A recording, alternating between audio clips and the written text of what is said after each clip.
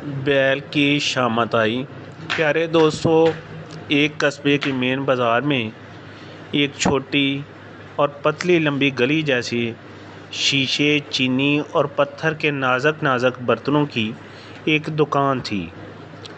ایک سپہر کا ذکر ہے کہ بازار گاہکوں سے بھرا پڑا تھا کہ ایک دم اس برتنوں والی دکان کے سامنے والی گلی سے، جہاں اس رہائشی علاقہ شروع ہوتا تھا اور یہ گلی انتہائی دور تک قصبے کی دوسرے سرے تک جاتی تھی، جہاں کھلے میدان، کھیت کھلیان تھے، وہاں سے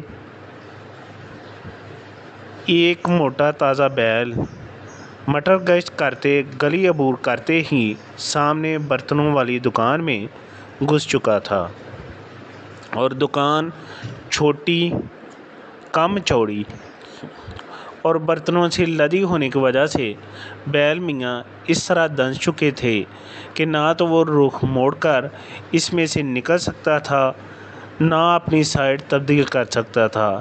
اس صورتحال سے بیل بری طرح گھبرا گیا تھا۔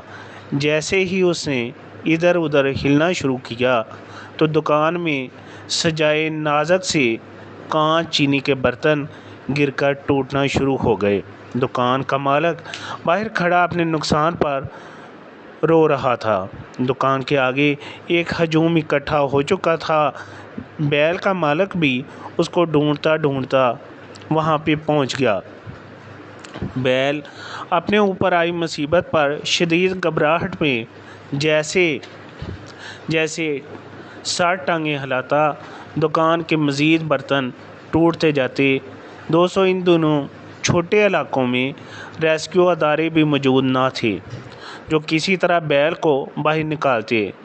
آخر کئی گھنٹوں کی سوچ بچار کے بعد یہ فیصلہ کیا گیا کہ کچھ آدمیوں نے بیل کے مالک کے ساتھ مل کر بیل کی پچھلی دونوں ٹانگیں ایک رسی سے اکٹھی باندھیں اور آہستہ آہستہ ٹانگوں سے پکڑ کر کھینچ کر گھسیٹتے ہوئے بیل میاں کو الٹے قدموں دکان سے باہر نکالا گیا۔ جب بیل باہر نکلا تو اس کی ٹانگیں کھلی گئیں۔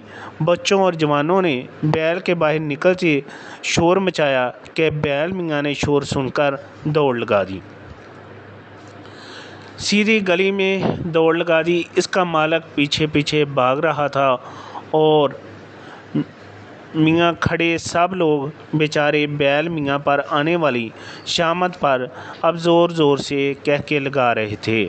دکان کا مالک، جس کا برتن ٹوٹنے سے کافی نقصان تو ہو چکا تھا، لیکن اب وہ بھی دوسرے لوگوں کے ساتھ ہنسنے میں شامل تھا۔